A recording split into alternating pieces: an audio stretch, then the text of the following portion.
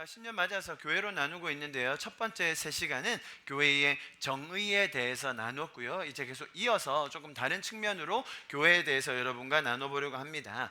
오늘 지금 읽은 이 본문의 말씀은 세 가지 면에서 우리에게 아주 중요한 메시지를 주고 있는데, 첫 번째는 보십시오. 또 내가 내게 이르노니 너는 베드로라, 내가 이 뭐라고요? 반석 위에 내 교회를 세우리니 음부의 권세가 이기지 못하리라. 하나님께서 우리에게 이것을 알게 하여 주셨습니다. 주는 그리스도시요 살아계신 하나님의 아들이심을 우리에게 알려주셨습니다. 여러분, 이것은 세상의 학문, 지식, 나의 잘남, 나의 깨달음으로 알아질 수 있는 것이 아닙니다. 이것은 혈과 육으로 알 수 있는 게 아니라고 성경 보면 분명히 얘기했죠. 이것은 너의 혈, 내 몸, 내 마음, 내 지성, 내 정신, 내 능력으로 알 수 있는 게 아니란 말이죠. 그래서 기독교는 무엇으로 시작하는가? 계시로 시작하는 거예요. 계시. 하나님께서 우리에게 알려주시는 거예요. 내가 무지할 때, 내가 죽어 있을 때에, 내가 죄인이었을 때에 하나님이 나에게 먼저 찾아오셔서 알려주십니다. Reveal, 나타내다, 나타내 보이시다. 그래서 계시라고 하는 거예요. 기독교는 내가 스스로 노력해서, 내가 구도해서 찾으려고 애쓰고 열심히 해서 깨달아지는 게 아니라는 거죠. 인간 쪽에서 아무리 노력한다 한들, 아무리 똑똑한 사람이라 한들, 아무리 능력 있는 사람이라 한들, 주는 그리스도시다, 살아계신 하나님의 아들이시다 라는 사실을 깨달을 수가 없다는 말입니다. 여러분, 이 계시를 받으셨습니까?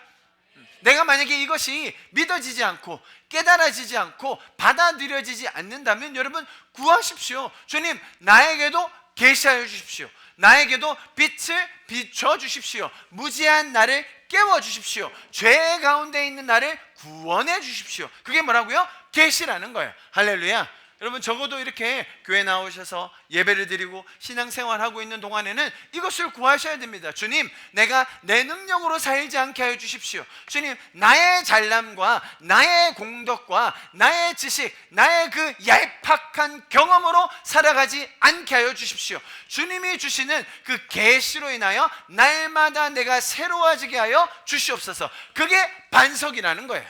혈과 육으로 되지 않습니다. 나의 지식과 나의 경험과 나의 능력으로 살아가지 않는 저 여러분 될 수 있기를 축복합니다. 여러분, 분명히 근본에서 구원에 이르는 그런 계시가 있죠. 그러나 또한 매일의 삶에서 주님, 나에게 계시하여 주십시오. 더 말씀해 주십시오. 가르쳐 주십시오. 우리가 매일매일 말씀을 대할 때마다, 성경의 말씀요, 여러분, 계시라는 게 내가 신령한 뭔가 자세를 취하고 시간을 정해서 뭔가 해가지고 뭔가 나한테 띡 깨달아지는, 또 한국 사람도 꼭 그렇게 가요. 여러분, 우리에게 이미 다 계시해 주신 게 있으니 그게 뭐예요? 성경이에요. 성경을 볼 때마다 주님, 매일 나에게 새롭게 계시하여 주십시오 라고 기도할 수 있어야 되는 거예요. 그게 뭐라는 겁니까? 성경이 말하는 반석이라는 거예요. 우리가 이 반석 위에 설 때 흔들리지 않을 것입니다. 반석 위에 섬으로 우리의 믿음이 더 굳건해질 줄 믿습니다. 할렐루야. 자, 우리가 교회에 대해서 나누고 있어요. 교회도 이 믿음의 고백, 계시로부터 받은 그 믿음의 고백, 주는 그리스도이십니다, 살아계신 하나님의 아들이십니다 라는 고백을 공통으로 한 모임이 이 공동체여야 한다는 것입니다. 두 번째 보세요. 내가 이 반석 위에 뭘 세운다고 하십니까? 뭘 세워요? 너희 교회? 누구의 교회입니까? 예수님이 직접 말씀하시는 거예요. 이건 내 교회다. 네, 분명 우리 교회 계약서에 보면 누군가의 이름이 앞에 서 있습니다. 누군가는 재정을 들여서, 누군가는 이 공간을 빌렸고, 누군가는 이 모임을 위해서 더 노력하고 애를 쓰고 기도함으로써 지금까지 온 것이 맞습니다. 그럼에도 불구하고 이 교회의 소유는 이 말씀 때문에 내 교회, 그리스도의 교회, 하나님의 교회가 되는 것이죠. 여러분, 분명 우리가 애쓰고 수고하고 헌신하고 희생하여서 이 교회를 세우기 위해 불철주야 노력하는 것 맞습니다만, 그럼에도 불구하고 나의 한계, 나의 능력으로만 이 교회를 끙끙 이끌고 가는 게 아닙니다. 오히려 하나님께서 자신의 교회로 세워주신 이 교회의 한 지체로서, 또 한 부분으로서 존재할 수 있음에 감사할 수 있는 저와 여러분 될 수 있기를 바랍니다. 그분의 교회에 우리가 참여하고 있는 거예요. 그분께서 세우시는 이 교회에 우리가 동참할 수 있음에 감사한 것입니다. 하나님께서 주권적으로 이끌어 가심을 알 때 우리는 하나님 나라의 관점에서 교회로 같이 서갈 수 있는 거예요. 다시요, 이 교회가 이 교회 뭐 열심히 해봤자 결국 저 사람한테 유익하는 거 아닌가? 이 교회 열심히 해서 뭔가 세워지면 결국 저 사람들 몇몇 사람들이 이권을 누리는 것 아닌가? 사람들이 그렇게 생각할 때가 많아요. 그러나 성경이 말하는 교회의 주인은 이 말씀에서 보시듯이 내 교회, 하나님의 교회, 그리스도의 교회로 서갈 수 있는 것입니다. 우리가 그 그리스도의 교회의 한 부분으로 참여한다는 것은 뭐예요? 큰 그림에서 하나님 나라의 관점으로 보면 내가 하나님 나라의 사역에 동참할 수 있구나라는 것을 깨닫게 되는 것이죠. 할렐루야, 할렐루야. 그리스도가 우리 교회의 모퉁이 돌이 되셨습니다. 그래서 그 교회의 모퉁이 돌 대신 그리스도를 통하여 우리도 함께 세워져 가는 것이죠. 오늘 그 부분을 제가 조금 더 나누려고 합니다. 자, 보세요. 첫 번째, 반석 위에. 두 번째, 내 교회를 세우리니. 마지막으로 뭐예요? 음부의 권세가 이기지 못하리라. 성경이 우리에게 보증해 주는 것이 있습니다. 하나님께서 이 반석 위에 자신의 교회를 세우실 것이고, 그 교회는 음부의 권세가 이기지 못할 것을 우리에게 약속하여 주셨습니다. 할렐루야. 자, 그렇다면 이 말씀에 담긴 의미를 조금 더 깊게 우리가 알아야 합니다. 첫째는 음부의 권세가 있다라는 것입니다. 어둠, 죄, 사망의 영역에 속한 권세들이 있다는 거예요. 이들은 항상 두 가지를 무너뜨리려고 한다고 제가 설명드렸죠. 첫 번째 뭐라고요? 가정. 두 번째 뭐라고요? 교회. 왜요? 하나님께서 이 땅에 세우신, 직접 세우신 유일한 기관은 이거 두 가지이기 때문입니다. 가정과 교회. 가정이라는 것은 당연히 다음 세대도 포함되고요, 부부 간의 관계도 포함되고요, 세대 간의 관계도 포함되는 거예요. 자녀들의 정체성도 포함되는 거죠. 지금 사단이 어떻게 공격하려고 하는지 잘 보이시죠? 가정과 교회로 보면 사단이 이런 식으로 우리를 공격하고 있구나라는 것을 깨닫게 됩니다. 베드로 전서 말씀, 우리가 잘 아는 말씀인데요, 같이 한 목소리를 읽어봅니다. 시작. 사자가 사냥하는 거 혹시 많이 보셨습니까? 저는 동물들을 워낙 좋아해가지고 사자가 사냥하는 거를 굉장히 많이 보고 나는데요, 사자는요 굉장히 영특하고요, 전략적이고요, 사냥을 굉장히 잘합니다. 사자는 전혀 기다려주지 않아요. 오늘 내가 좀 힘든데, 내가 좀 힘들었는데, 오늘 좀 피곤한데, 오늘 하루만 좀 기다려주면 안 돼? 내일 공격하면 안 돼? 여러분, no mercy. 사자에게는 아무런 자비가 없어요. 그냥 보이는 즉시 잡아먹습니다. 뭐라고 합니까? 삼킬 자를 찾나니.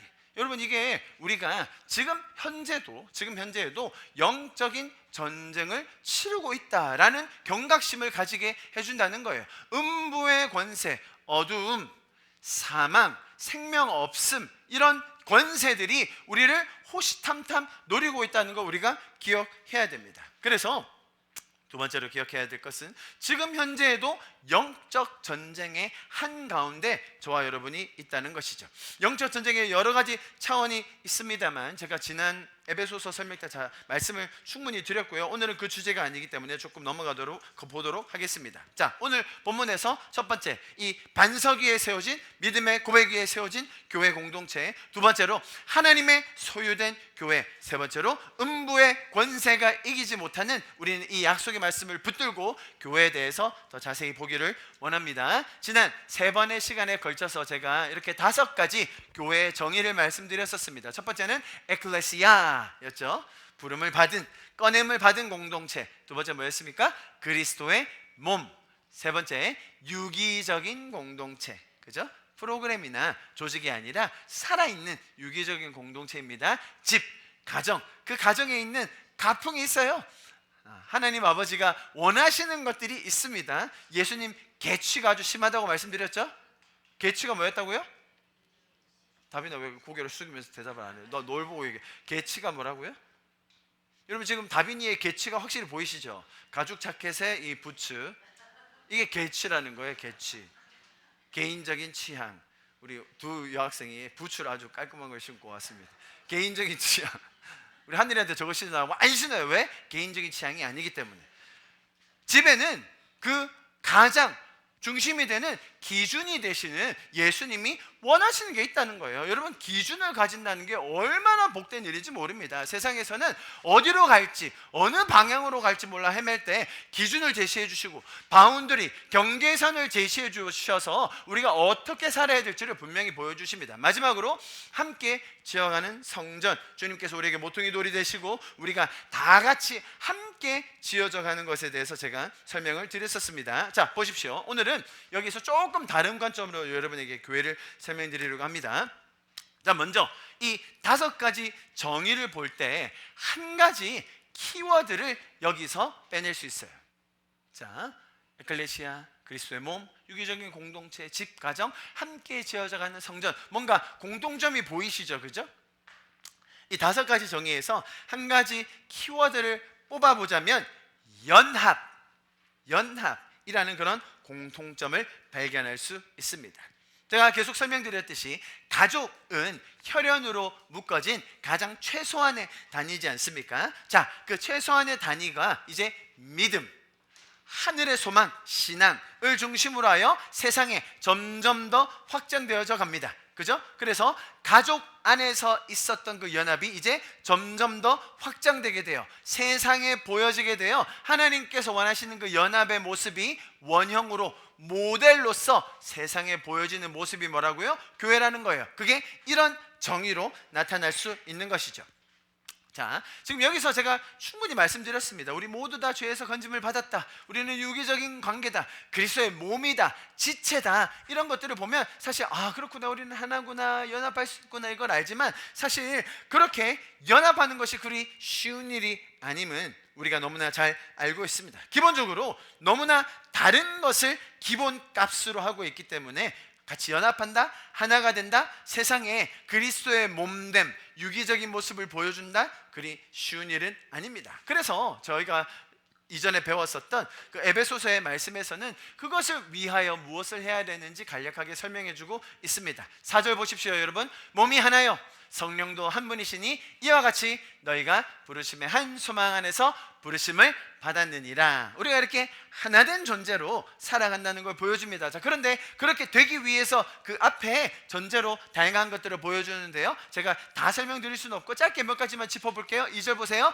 모든 뭐라고요? 겸손과, 그 다음 뭐예요? 온유, 그 다음 뭐라고요? 오래 참음과 사랑 가운데서 서로 용납하라라고 이야기합니다. 여러분, 우리는 나의 잘남과 나의 탁월함과 나의 지성과 내가 열심히 함으로 구원받은 존재가 아니죠. 그래서 우리는 마음의 낮아짐으로 주님이 이런 죄인된 나도 구원하셨구나, 그런 마음으로 상대방을 바라볼 수 있는 게 겸손이에요. 아멘. 자, 온유는 무엇인가? 온유는 내가 당연히 누릴 수 있는 것, 내가 맞다고 생각하는 것, 내가 가지고 있는 특권 등을 사람 앞에, 하나님 앞에 주장하지 않는 거예요. 다시요. 여러분, 내가 누릴 수 있는 것들 있죠? 내가 당연히 할 수 있는 것들 있죠? 혹은 내가 맞다고 생각하는 것들 있죠? 이건 이렇게 해야지, 이건 저렇게 해야 되는 거야, 내가 지금 그 일 몇 번 해봤는데 내가 더 잘 알아. 자, 그런 당연한 것들마저도 사람들 앞에, 하나님 앞에 주장하지 않는 성품을 뭐라고 한다고요? 온유하다라고 하는 거예요. 자, 여러분 마음속에 온유한 사람이 그려지십니까? 생각보다 온유한 사람은 안 그려지고, 저 사람 좀 온유해야 되는데 라는 사람은 많이 그려지시죠? 저 사람이 좀 온유를 알아야 되는데, 아이고 참. 그거예요. 우리가 어떻게 하면 연합을 이룰 수 있는가, 하나 될 수 있는가에 대한 관건이 뭐라고요? 먼저 내 스스로, 내 힘으로, 내 능력으로 구원받지 않았구나에서 시작하는 그 겸손함, 그리고 내가 당연히 누릴 수 있는 거지만, 내가 당연히 주장할 수 있는 거지만, 내가 볼 때 이거 100%, 1000% 맞아도 그것을 함부로, 무례하게, 억지로 주장하지 않는 것. 여러분, 이게 온유함이에요. 너무 놀라워요. 세상에서는요, 이걸 가르쳐 주지 않아요. 정반대로만 해요. 내가 가진 권리 조금이라도 뺏길까봐, 내가 가진 그 혜택 조금이라도 잃어버릴까봐 가진 수를 써서 그것을 쟁취하려고 하죠. 성경은 정반대로 얘기합니다. 온유한 게 복이라는 거예요. 온유한 자는 땅을 유업으로 받게 될 것입니다. 할렐루야. 성경의 약속이 너무 놀랍죠? 온유하라는 거예요. 그리고 오래 참음으로 사랑 가운데서 서로 용납하라고 이야기합니다. 여러분, 이게 비록 다른 존재들이지만 우리가 어떻게 연합할 수 있는가에 대해서 성경이 가르쳐주는 말씀입니다. 그래서 하나님의 교회는 세상에서 보여지는 그리스도의 사랑의 모범, 연합의 모델로서 역할을 하게 되는 거예요. 그죠? 하나님의 교회는 세상에 보여줄 수 있는 그런 연합의 모델, 사랑의 모범으로서 세상에 보여줄 수 있는 것입니다. 그래서 우리는 먼저 구원받은 그 말씀을 가지고, 사랑받음을 가지고 세상에 나가서 그것을 보여줄 수 있는 것입니다. 제가 지난 마지막 시간 때, 교회 정의 세 번째 때 세상에서 말하는 그 관계 특징과 성경이 말하는 관계 특징을 조금 정리해 드렸었습니다. 세상에서는 당연히 이익과 손해 기반으로 움직인다고 했죠. 그것으로 맺는 게 뭐라고 했어요? 계약서. 내가 너한테 이만큼 이익을 줄 테니 너도 나한테 이만큼 보상해줘. 너 나한테 이렇게 손해 끼치면 너 이만큼 물어내야 돼 라고 하는 게 뭐라고요? 계약이라는 겁니다. 계약은 1년 혹은 65세 혹은 몇 년 이렇게 정해지는 겁니다. 기한이 정해져 있고 영향력이 그쳐질 거예요. 성경에서 말하는 관계는 뭐라고요? 영원이라는 관점에서, 그죠? 손해와 이익의 기반이 아니라 생명을 기반하여. 아멘. 어떻게 하면 생명을 살릴까? 어떻게 하면 영혼을 구원할까? 그래서 어떨 때는 하나님이 포기하지 않으시고 그 생명을 구원하기 원하시는 모습이 가끔은 마치 스토커같이 보일 때도 있다고 말씀드렸죠. 끝까지 포기하지 않으시는, 여러분, 하나님이 여러분을 향하여 포기하지 않으셔서 억울하세요? 불만이세요? 제발 그러지 마세요. 그런 사람들이 있다니까요. 왜 날 포기하지 않으세요? 그냥 좀 내버려 두시라고, 내 마음대로 살아보겠다고. 그런 어리석음을 범하지 마시기를 축복합니다. 할렐루야. 그거 잘 모르겠으면 저 재민이 형제 가서 물어보세요. 그렇게 개기면 안 된다는 거를 이제 얘기해 줄 거예요. 개기지 마시라고.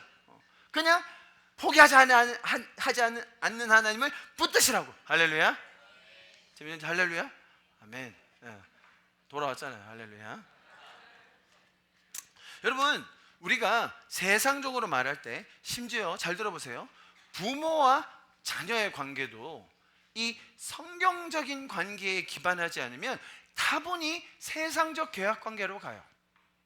부모들이 자식 잘 되는 것을 바라는 마음의 동기가 뭘까요? 결국 자신의 가문의 명성, 내가 누릴 수 있는 그것, 명예를 떨어뜨리지 않기 위해서 자식 잘 되기 바라지 않나요? 너무나 그럴 경우가 많죠. 아니, 부모 자식 간도 그럴진데, 그죠? 친구 간의 관계? 믿지 마십시오, 여러분. 친구 간의 관계를 통해서 영화를 누리겠다고요? 친구 간의 관계에서 신뢰를 받겠다고요? 제발 그 믿음 가지지 마시기 바래요. 거기에서 믿으면 믿을수록 더 상처받아요. 나를 향해 포기하지 않으시고 끝까지 변하지 않으시는 하나님과의 관계를 더 돈독히 하시는 저와 여러분 될 수 있기를 바랍니다. 자, 반대로 여러분 잘 보세요. 교회 공동체, 그렇다면 교회 공동체는 뭐가 다른데? 세상에서는 심지어 부모 자식 간에도 내가 친구들 앞에서 떳떳해야 되니까, 내가 다른 사람들 앞에서 자랑해야 되니까 내 자식이 잘 돼야 된다는 거예요. 친구들 사이에서도 마찬가지인 거예요. 그런데 교회 공동체 안에는 그렇다면 뭐가 다릅니까? 우리는 서로에게 무엇을 바라죠? 무엇을 기도해 줍니까? 여러분, 성경 이 말씀 보십시오. 너무나 귀한 말씀입니다. 요한 3서 말씀 1장 2절입니다. 같이 한번 읽어봅니다. 시작. 사랑하는 자여, 내 영혼이 잘됨 같이 내가 범사에 잘되고 강건하기를 내가 간구하노라. 할렐루야. 여러분, 이 말씀의 능력을 체험하실 수 있기를 바라요. 여러분, 이 말씀의 실제가 우리의 삶에 나타날 수 있기를 바라요. 여기서 뭐라고 얘기했습니까? 사랑하는 자여. 옆에 있는 사람 바라보세요. 사랑하는 자여. 자, 그 다음 뭐라고 하는지 보세요. 내 영혼이 잘됨 같이. 자, 이게 먼저예요. 첫 번째 뭐라고요? 우리의 영이 살아야 돼요. 우리의 영혼이 먼저 살아나야 됩니다. 하나님과의 관계를 회복해야 됩니다.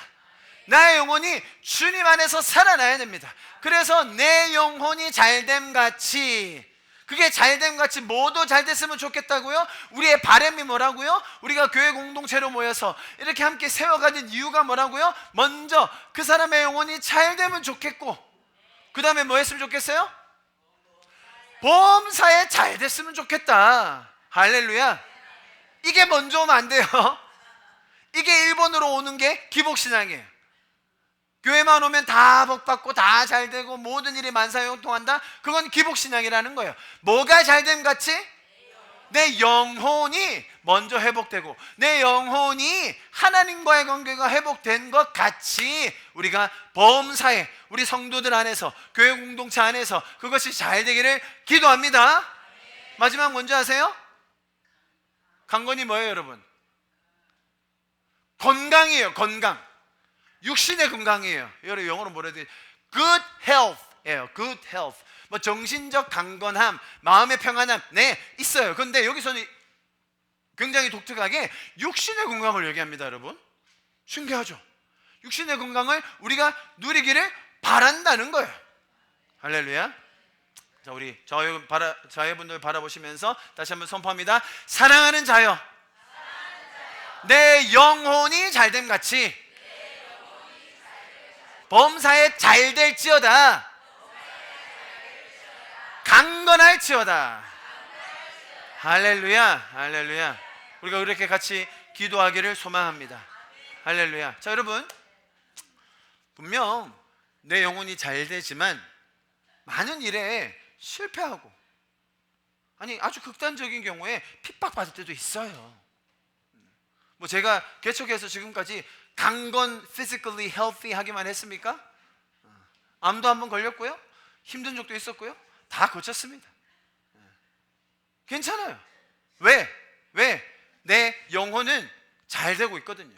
그래서 prosper, 번영하다, 번성하다. 제가 개척할 때 만 35세로 개척하면서 가졌던 영성과 제 성숙함, 지금에 비하면 비할 바가 못 되죠. 지금이 훨씬 성숙했고요, 매일매일의 삶에서 제 영혼이 더 잘 되고 있음을 느낍니다. 아니 이건 뭐 여러분이 아멘하실 건 그건 제가 그렇다는 거예요. 뭐 거기다 아멘하세요. 여러분도 그러시라는 거예요. 할렐루야. 여러분도 매일의 삶에 여러분의 영혼이 더 풍성하여 줄 수 있기를 축복합니다. 그런 풍성하여짐을 통하여서 하나님과의 관계가 더 풍성하여짐을 통하여서 공동체 안에서 와, 범사에 잘 되고 있구나. 할렐루야. 비록 범사에 잘 되는 일이 계속 있지 않다 하더라도 우리의 영혼 안에서 더 반성을 삼아 주님 앞에 더 정진하여 나갈 수 있기를 소망합니다. 우리가 서로를 위하여, 네, 비록 깨어진 세상, 왜곡된 세상, 죄적인 세상에서 질병이 있을 수 있어요. 그러나 우리에게는 기도함으로써 가지는 하늘 소망이 있는 것입니다. 할렐루야. 이것이 세상에서 말하는 관계와 이 신앙 안에서의 가지는 관계의 차이입니다. 이익과 손해에 기반하느냐, 혹은 생명에 기반하느냐, 계약적으로 머물 것인가, 언약적으로 영원한 관계로 머물 것인가. 자, 여러분 잘 들어보십시오. 이렇게 서로를 향한 너무나 순수한 바람, 기대, 소망이 있기에 교회는 온전한 연합을 이룰 수 있게 돼요. 신기하죠, 여러분. 세상에서는 연합하러 가면 동문 찾아야 되고, 학벌 찾아야 되고, 지연 찾아야 되고, 관심사, 뭐 적어도 취미라도 같아야 연합하는 거예요. 근데 여러분, 이 교회 공동체는 가장 극단에 있는 양쪽의 사람도 연합할 수 있다고 가르쳐요. 참 신비한 공동체입니다. 그렇게, 왜? 우리가 이걸 원하는 거거든요. 저 사람도 맞아요, 죄인이에요. 저 사람도 맞아요, 아주 잘못된 인생을 살았어요. 그럼에도 우리는 그 사람의 영혼이 잘 되기를 바라요. 그럼에도 우리는 그 사람의 영혼이 잘됨 같이 범사에 잘 되기를 기도할 거예요. 자, 이런 순수한 기대와 소망을 가지고 있기 때문에 교회는 온전한 연합을 이룰 수 있게 되는데, 여러분 이렇게 성경적으로 연합을 하게 되면요, 그 공동체는 굉장히 신비한 능력을 가지게 돼요. 연합은 기쁨을 만들어냅니다. 연합은 만족을 창조해내요. 연합은 의미와 가치를 생산하게 됩니다. 연합은 하나님의 영광을 보게 합니다. 너무 신비한 거예요. 이게 아주 신비한 거예요, 여러분. 자, 보세요, 여러분. 먼저 우리가 하나님과의 연합을 이루잖아요. 그죠? 예배를 통하여, 찬양을 통하여, 우리가 예배 말씀 전에 찬양하며 예배 안으로 들어갈 때 하나님과 연합을 구하는 거잖아요. 하나님을 높여드리고 하나님을 찬양하고 그분을 만나기 원하는 그 갈망을 우리가 올려드리는 거잖아요. 그리고 그분이 하셨던 일을 우리가 노래함으로 찬양하죠. 자, 이런 하나님과의 연합을 먼저 이룹니다. 그리고 이 교회 공동체 안에서 같이 교제하고 식사하고 나누면서 사람들 간의 연합을 이루잖아요. 자, 이것을 하는 곳이 어디라고요? 그게 교회라는 거예요. 예배드리고 그런 연합을 이루는 곳 교회라는 겁니다. 여러분, 그래서 주일날 하나님과의 연합이 완전히 회복되고 그 안에서 풍성함을 누리고 친밀함을 누린 후에, 그리고 또 성도들과 함께 그런 정말 순수한 연합을 이루고 집에 돌아가는 길은요, 기쁨과 만족과 의미와 가치가 나온다는 거예요. 그게 교회만이 할 수 있는 일이라는 것입니다. 마지막에 말씀드렸죠. 연합은 하나님의 영광을 보게 합니다. 영광이라는 단어의 히브리어는 카보드고요, 헬라어는 독사라는 단어예요. 중요합니다. 이 독사라는 헬라어는요, 어떤 뜻을 가지고 있냐면 빛을 반영하는 거예요. 반영하는 거, 투영하는 거. 영광이 그런 뜻이에요. 영광. 무슨 말이냐면 하나님의 원래의 모습, 연합된 삼위일체의 모습이 여기서 연합을 이루면 그대로 반영된다는 거예요. 그래서 이렇게 연합된 모습을 보면 그 안이 영광스러워져요. 그게 성경의 가르침입니다. 우리가 세상에서 추구할 수 있는 것, 연합, 서로 사랑함, 그 안에서 하나님의 영광을 볼 수 있는 것, 그것이 우리에게 성경이 가르쳐주는 메시지입니다. 단순히 육적인 연합을 말하는 것이 아닙니다. 조금 친하다고, 취미와 취향이 같다고 말하는 게 아니라고 설명드렸어요. 성경이 말하는 연합의 가장 이상적인 모델은, 여러분 잘 들어보세요, 원수가 연합하는 거예요. 단순히 조금 싫어하고 안 맞고 차원이 아니에요. 원수가 서로를 용서하고 사랑하고 연합하는 것입니다. 여러분, 저희 교회는 아직 그 수준까지 가려면 한참 멀었습니다. 멀었어요. 그런데 성경은 그것을 우리에게 가르쳐주고 있고 권면하고 있어요. 우리 기독교 역사에서 그 일을 이루신 분들이 덜어 있습니다. 손양호 목사님, 너무나 잘 알고 있죠. 그런 우리의 신앙의 선배들이 있었기 때문에 우리도 그 가치를 추구하며 사는 거예요. 나의 원수를 사랑할 수 있는, 여러분, 그럴 때 뭐가 나온다고요? 영광이 나타난다는 거예요. 영광이 투여된다는 거예요. 너무나 놀라운 진리죠. 자, 제가 지금 여러분에게 교회의 정의 5가지의 키워드인 연합을 통하여서, 그렇다면 이 연합이 교회에 보여지는 의미가 무엇인지를 조금 설명을 드렸습니다. 자, 그러면 오늘은 제가 여러분에게 여기에 이어서 한 가지 부분을 더 말씀드리려고 합니다. 지금까지 제가 설명드렸던 이 그리스도의 몸, 유기적인 공동체, 집, 가정, 함께 세워져가는 건물 등은 그리스도를 머리로 한 연합, 또 한 지체됨으로 우리가 누릴 수 있는 연합, 살아있는 건물로서 함께 지어져가는 연합, 가족으로서의 영원한 관계 속에서 누리는 연합을 설명드린 겁니다. 이것은 다분히 우리의 인격적인 관계, 친밀함을 통해서 세워줄 수 있죠. 자, 그리고 이어서 성경은 우리가 가야 할 방향성, 연합을 이루었는데 거기서 너무 좋다, 영광스럽다, 여기에 초막셋을 짓자 라고 하면 안 된다는 거예요. 성경은 우리에게 분명히, 그렇다면 우리는 어디로 나아가야 하는가, 그 연합을 가진 우리는 어느 방향으로 나아가야 하는가에 대해서도 분명히 제시해주고 있는데요. 빌립보서 3장 말씀 13절과 14절 우리 같이 한번 읽어봅니다. 시작. 형제들아, 아멘, 아멘. 여러분, 우리에게는 하나님께서 주신 표대 보이십니까? 표대, 즉 달려가야 할 목표가 있습니다. 할렐루야. 우리가 끝까지 경주해야 할 방향이 있다는 것입니다. 우리가 한 공동체로 연합됨으로 함께 달려가야 할 방향, 표대가 있다는 것이죠. 큰 그림에서 이 표대는 제가 이렇게 한 문장으로 정리해 봤는데요, 그리스도께서 이 땅에 왕으로 오셔서 그분의 완전한 공의와 사랑으로 다스리시는 하나님의 나라, 그게 우리가 함께 달려갈 수 있는 표대가 되겠죠. 할렐루야. 우리 앞에 놓여진 뒤에 것들은 이제 잊어버리고 앞에 있는 표대, 우리의 삶을 인도해 주시는 방향성, 하나님의 나라, 그리스도가 왕 대신 그분의 사랑과 그분의 공의로 다스려질 하나님의 나라, 여러분 그것을 소망하는 저와 여러분 될 수 있기를 바랍니다. 자, 그렇게 우리는 달려갑니다. 자, 그것을 위해서 달려가는 여정에서 하나님께서 또 각자에게 주시는 그 깃발은 조금씩 다를 겁니다. 잘 들어보세요. 한 방향으로 나아감을 알기 때문에 우리의 삶은 향방, 방향 없이 달려가는 그런 시간 낭비가 아닌 것이 됩니다. 뿐만 아니라 우리 각 개인을 인격적으로 너무나 잘 알고 계신 하나님이시기 때문에 우리는 각자에게 주어진 사명, 부르심이 있다는 것을 깨달을 수 있게 됩니다. 여러분, 이런 삶으로 살면 안 된다는 건 고린도전서에서 보여주고 있는데요, 한번 잘 읽어보시면서 내 삶을 점검해 보시기를 바랍니다. 25절 26절 우리 한 목소리로 큰 소리로 읽습니다. 시작. 이기기를 다투는 자마다 모든 일에 절제하느니 그들은 썩을 승리자의 관을 얻고자 하되 우리는 썩지 아니할 것을 얻고자 하노라. 그러므로 나는 다름질하기를 향방 없는 것 같이 아니하고 싸우기를 허공을 치는 것 같이 아니한다. 할렐루야. 할렐루야. 여러분의 삶을 돌아보십시오. 내가 혹시 이렇게 살고 있지는 않은지, 달리고 있긴 한데, 다름박질하고 있긴 한데 어디로 달릴지를 모른다든지, 뭔가 열심히 하고 있어요. 여기서 뭐라고 하냐면 박스예요. 박스.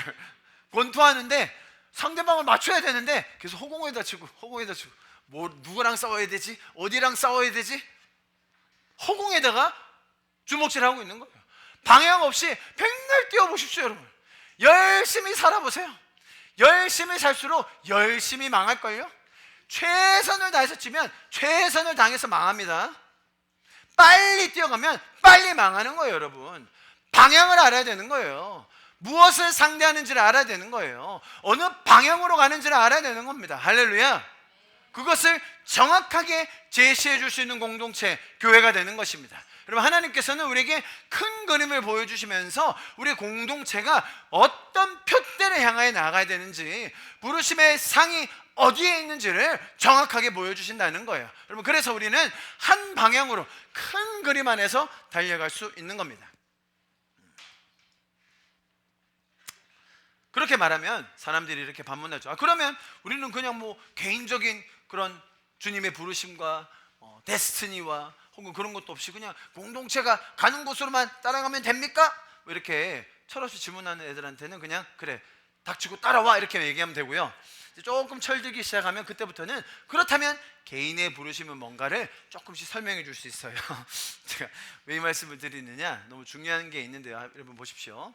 지역교회 부르심 제가 설명드린 적이 있죠? 기억나십니까? Universal Truth가 있어요. 구원, 그죠? 어디 가나 동일한 거, 예배, 하나님을 예배하는 것. 우리가 한국에서 예배하건 인도네시아에서 예배하건 저 중동에서 예배하건 우리가 섬기는 하나님, 우리가 하는 예배는 다 동일한 거예요. 그죠? 그런데 우리가 물리적으로 국한된 지역에 있기 때문에 local, 그죠? 이 지역적인 한계를 가진 이 공동체 안에서의 부르심이 있는 거예요. 그게 우리 교회를 향한 부르심인 겁니다. local calling이요. 자, 그런데 이 한 방향으로 가는 그 표대가 있어요. 지역교회를 향한. 그런데 또 각자를 향한 부르심도 또 있어요. 여러분, 그걸 뭐라고 부르느냐 보세요. 개인적 부르심, individual calling이 있어요. 그죠? 자, 이 두 개가 어떤 관계를 가지는지를 잘 알아야 됩니다. 이 두 가지 부르심은 상호 보완을 하기도 합니다.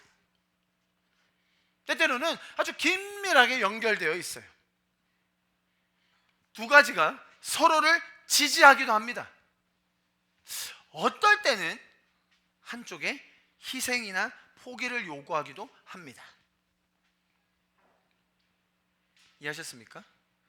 여러분, 한 로컬 지역교회의 calling, 그 부르심을 우리가 동의하고 간다는 말은 하나님께서는 그 나의 개인적인 부르심과 내가 속한 공동체의 부르심을 따로 보지 않으세요. 저희가 이번에 인도네시아 가서 아주 히트쳤던 강의가 뭐라고요, 여러분? 건강 강의. 제가 가서 건강 강의하면 사람들에게 히트를 쳤을까요? 왜 무시하세요, 저를? 저도 잘할 수 있어요, 나름. 제가 나름 젊은이들한테 스쿼트랑 푸시 얼마나 오랫동안 가르쳤는데 아무 의미가 없었겠죠, 여러분. 아무런 의미가 없었을 거예요. 그런데 재훈 집사님이라는 분이 저희 공동체에 조인하면서 저분을 향한 부르심이 우리의 부르심이 되어 있네. 근데 우리의 부르심 때문에 사실 뭐 우리 교회니까 인도네시아 거기 갔죠. 재훈 집사님이 혼자 가려고 했으면 갔을까요? 가도 뭐 나한테 운동 배울 사람 해도 아무도 안 왔을걸요? 이게 지역교회 부르심과 개인의 부르심이 굉장히 긴밀하게 연결되어 있어요. 그죠? 내가 몰랐던 나의 개인의 부르심이 지역교회 부르심을 통해서 발현되기도 해요. 발견되기도 해요. 우리 민지가 뭐라고 간증했죠? 가서 수학을 가르쳐 보니까 뭐라고? 내가 준비해 갔던 거 애들 다 이해 못해. 전혀 이해 못했는데 그냥 방정식 좀 가르쳐 줬어요. 근데 와, 애들이 좋아하고 잘 듣고 또 가르쳐 주고 싶고 나 선교사 할래 뭐 이런 철없는 고백을 했잖아요. 뭔지도 모르고. 근데 그게 지역교회 부르심과 또 우리가 예를 들어 다른 선교지에 또 갈 때 같이 가서 또 경험해보고 정말 나를 향한 부르심이 이런 게 맞구나 확증하게 되고. 자, 여러분, 이 두 가지는 굉장히 신비로운 관계가 있다는 거예요. 누군가 저희 교회로 부르심을 받은 사람이 왔을 때 저는 그것을 그냥 예사롭게 넘기지 않아요. 하나님이 저 개인을 왜 우리 공동체에 보내주셨을까? 우리 공동체가 저 개인에게 보여줄 수 있는, 열어줄 수 있는 문은 무엇일까? 하나님 나라 관점에서 우리는 어떤 연합을 이루어갈 수 있을까? 자, 여러분, 이 두 가지가 서로 상호 보완하면서 서로 지지하면서 서로 긴밀하게 연결되어 있으면서 말씀드렸죠? 어떨 때는 한쪽이 한쪽을 포기해야 될 때도 있어요. 내가 이거 너무 하고 싶은데 나는 이게 너무 부르심이 맞는데 그런데 공동체의 방향성이 지금 일로 가고 있어. 그럴 때는 내 것 내려놓을 때도 있어요. 모든 사람의 개인적인 소리를 다 들어줄 수 없을 때도 있습니다. 그죠? 자, 그런 서로 성숙한 연합을 이루어 갈 때 무엇이 형성되느냐? 공동체적 부르심이 완성되는 거예요. 그런 과정 속에서 우리는 하나님 나라의 연합을 이루어가며 한 방향으로 달려가는 공동체적 부르심을 경험하게 되는 것입니다. 먼저는 제가 계속 설명드렸듯이 제가 앞부분에 연합이라는 키워드로 설명드렸듯이 다분히 우리 안에 그런 인격적인 관계, 친밀한 관계, 신뢰하며 서로를 세워줄 수 있는 관계를 먼저 누리고 나서 그렇다면 우리 교회 공동체, 이 지역적인 교회 부르심은 어떤 표대를 향하여 나아가는지 그 안에서 나의 개인적인 주님이 주시는 그 부르심은 또 어떻게 발현될 수 있는지를 성숙한 가운데 우리가 함께 이루어갈 수 있는 것입니다. 이 공동체에 하나님께서 주신 그 부르심과 여러분 각자에게 주신 그 부르심을 기억하면서 주님께서 이루기 원하는 그 하나님 나라의 큰 그림을 교회로서 함께 이루어가며 꿈꿀 수 있기를 소망합니다. 제가 마지막으로 한 가지 경고를 드리고 마무리하려고 해요. 이 두 가지 지역교회 부르심, 개인적인 부르심이 균형 잡힌 모습으로 함께 세워지지 않으면요, 그때 나타나는 결과는 너무너무나 처참해요.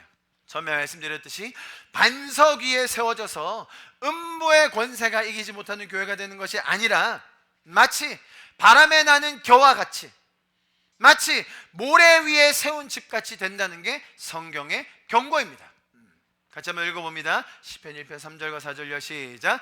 그는 시냇가에 심은 나무가 철을 따라 열매를 맺으며 그 잎사귀가 마르지 아니함 같으니 그가 하는 모든 일이 다 형통하리로다. 악인들은 그렇지 아니하며 오직 바람에 나는 겨와 같도다. 세상의 풍조, 시대의 흐름, 사조의 변화, 유행의 변천, 진득하게 하나님 나라를 향해서 나 자신을 돌아보고, 그죠? 주님께서 나에게 주신 그 부르심, 개인적인 소명을 발견하면서 정말 주님이 주신 그 확신과 믿음을 가지고 적어도 1년, 아니요 10년 우직하게 뿌리를 내리면서 있어 보는 그 자세, 그런 것 없이 여기가 아닌 개벼, 지금은 코인 몰빵 시대인가 보다. 그래도 부동산 불패지. 세상에서는 계속 변화, 유행, 트렌드, 풍조를 가지고 우리를 유혹한다는 것입니다.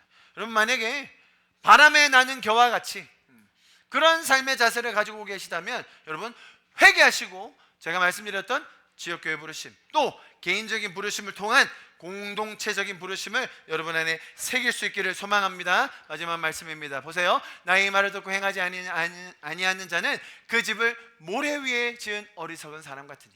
비가 내리고, 비가 내릴 수 있죠. 인생에 어려움이 옵니다, 여러분. 창수가 나고 정말 어려운 핍박 있을 경우 많거든요, 여러분. 바람이 불면 견딜 수 있을까? 버틸 수 있을까? 이 상황 내가 이겨낼 수 있을까? 여러분, 삶의 그런 위기들 분명히 찾아옵니다. 어려움들 언제든지 도사리고 있어요. 그때 그 집에 부딪힘에 그 집의 무너짐이 심하니라. 반대로 반석 위에 세운 집은 어떻다고요? 바람이 불어도 비가 내려도 창수가 쳐도 흔들리지 않는 그 든든한 반석 위에 서게 되는 것입니다. 여러분의 삶을 향한 부르심, 여러분이 속해 있는 지역교회를 향한 부르심, 그것이 연합되어서 정말 이 공동체적으로 하나님이 우리를 한 방향, 표대를 향하여 이끌어가는 그 부르심, 여러분 발견하실 수 있기를 소망합니다. 그렇다면 우리 교회가, 부산 하나교회가 로컬 지역교회로서 가지고 있는 그 표대는 무엇일까요, 여러분? 다음 주에 하겠습니다. 다음 주에는 그렇다면 주님께서 우리 교회에게 주신 로컬 콜링은 무엇인가 좀 자세히 살펴보려고 해요. 주님이 부산 하나교회를 세우신 이유가 있을 것 아닙니까? 부산 하나교회를 이곳에 코로나 지나면서 망하지 않고 잘 세워가셔서 지금까지 생존하게 해주신 이유가 있다고 믿습니다. 생존 단계를 지나 이제 올해부터 뭐라고요? 부흥의 파도를 타는 그 단계까지 이끌어주신 이유가 있다고 믿어요. 그것에 내 삶을 돌아보면서 주님이 그것 때문에 나도 이곳에 보내셨구나, 그것 때문에 주님 나를 지금까지 또 인도해 주셨구나, 그것을 발견할 수 있는 시간이 될 수 있을 것입니다. 이 시간 좀 기도합시다. 주님, 나의 개인적인 삶을 향한 부르심, 주님 내가 그 반석 위에 서게 하여 주십시오. 비가 오고 창수가 나고 바람이 불 때, 내 인생에 어려움이 찾아올 때, 위기가 올 때, 두려움이 엄습할 때, 불안함이 올 때마다 좌절하지 않고 흔들리지 않고 굳건하게 설 수 있는 반석 위에, 그 믿음의 고백 위에 제가 서게 하여 주시옵소서. 행여나 제가 바람에 나는 겨와 같이 이리저리 헤매고 있었습니까? 세상의 풍조와 유행과 시대의 흐름과 유행의 변천에 따라 내 마음이 휘둘리고 있었습니까? 주님, 이 시간 내 마음을 회개함으로 주님 앞에 내려놓사오니 주님, 내 마음이 굳건한 반석 위에 서게 하여 주시옵소서. 우리 그렇게 우리의 마음을, 내 삶을 주님 앞에 올려드리시면서 이 시간 마지막으로 기도합시다. 주님, 내가 반석 위에 서게 하여 주시옵소서. 주님, 어떤 어려움에도 흔들리지 않는 반석 위에 서게 하여 주시옵소서. 우리 주님의 이름 한번 부르짖고 기도합니다. 주여, 주님, 나의 삶을 주님 앞에 올려드립니다. 나의 마음을 주님 앞에 올려드립니다. 주를 영원히 소축해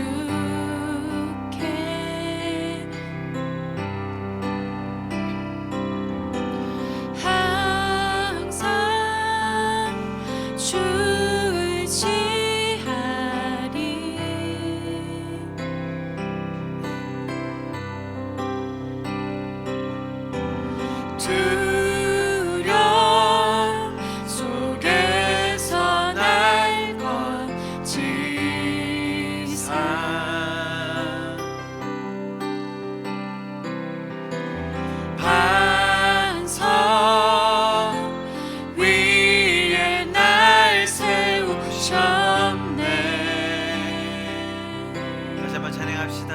주를 영원히, 주를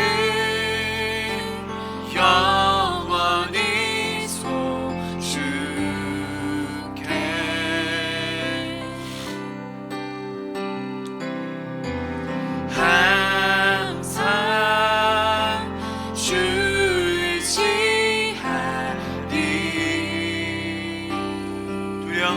속에서 날 건지사 두려움 속에서 날 건지사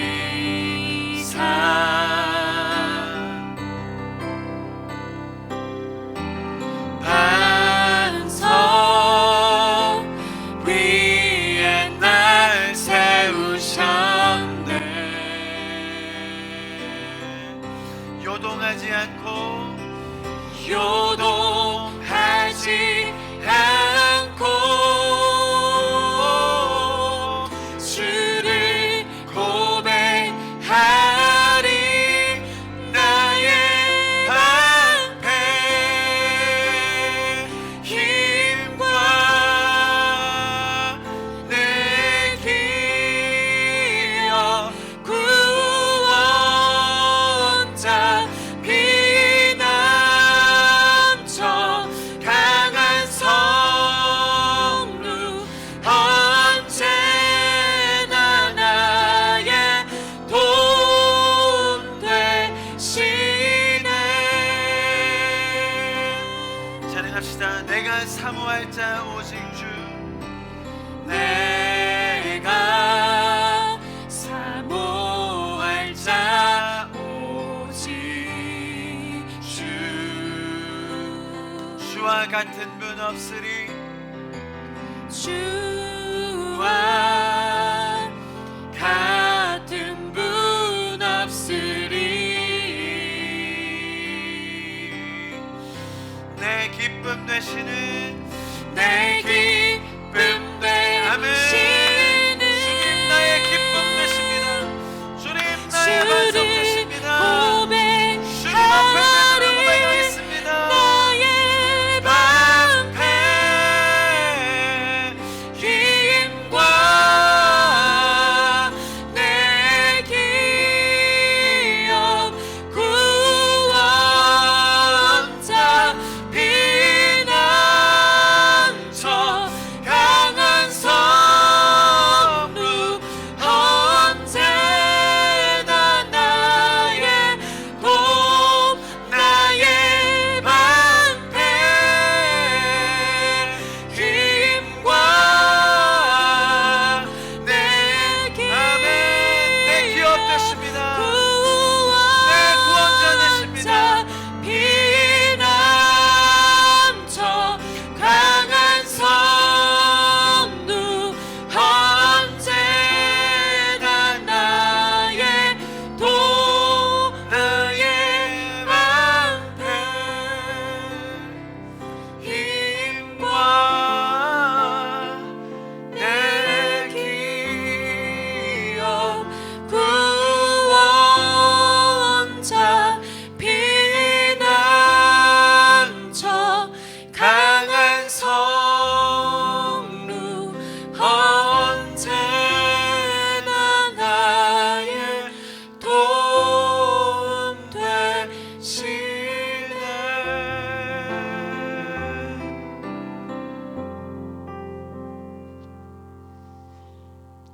사랑하시는 주님, 주님이 먼저 보여주신 그 연합함,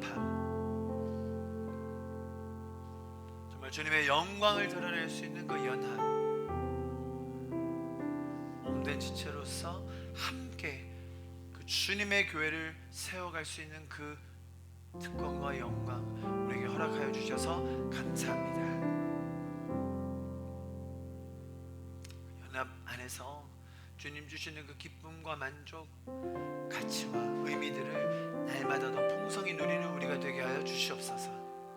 뿐만 아니라 우리를 불러주신 그 표대, 하나님 나라를 향하여 함께 달려갈 수 있는 그 한 방향성, 뿐만 아니라 우리 개개인에게 주신 그 놀라운 그 독특한 부르심까지, 이 공동체된 부르심 속에서 그것을 녹아내어서 함께 격려하며 지지하며 응원하며 기도할 수 있는 공동체로 불러주심에 감사합니다. 사랑하는 자여, 내 영혼이 잘된 같이 내가 범사에 잘되고 강건할 수 있기를 기도하노라. 그 기도의 말씀처럼 우리가 서로를 위하여 기도하며 주님 주신 그 부르심을 발견하여 세상의 풍조와 시대의 변화에 바람에 나는 겨와 같이 모래 위에 세운 집같이 흔들리는 것이 아니라 어떤 풍파가 몰아쳐도 반석 위에 든든하게 서 있는 저와 우리가 될 수 있도록 주님 우리를 세워주셔서 감사를 드립니다. 날마다 더 든든하게 서가는 공동체로 우리를 세워주실 것을 간절히 기도합니다. 지금은 우리를 사랑하셔서 모든 것을 주신 그 예수 그리스도의 무한하신 은혜와 하나님 아버지의 무한한 계획 속에서 펼쳐가시는 그 사랑하심과 성령님의 역사하시고 인도하셔서 지금까지 포기하지 않으시고 우리를 이끌고 가시는 그 인도하심이 지금 이 자리에 모여서 주님 앞에 나의 마음을 회개함으로 내려놓고 반석 위에 서기 원하는 그 결단하는 우리 성도들 한 분 한 분 머리 위에 가정과 삶의 터전과 학업과 또 다음 세대들 자녀들 머리 위에 지금부터 영원토록 함께 하시기를 간절히 소망하며 축원하옵나이다. 아멘.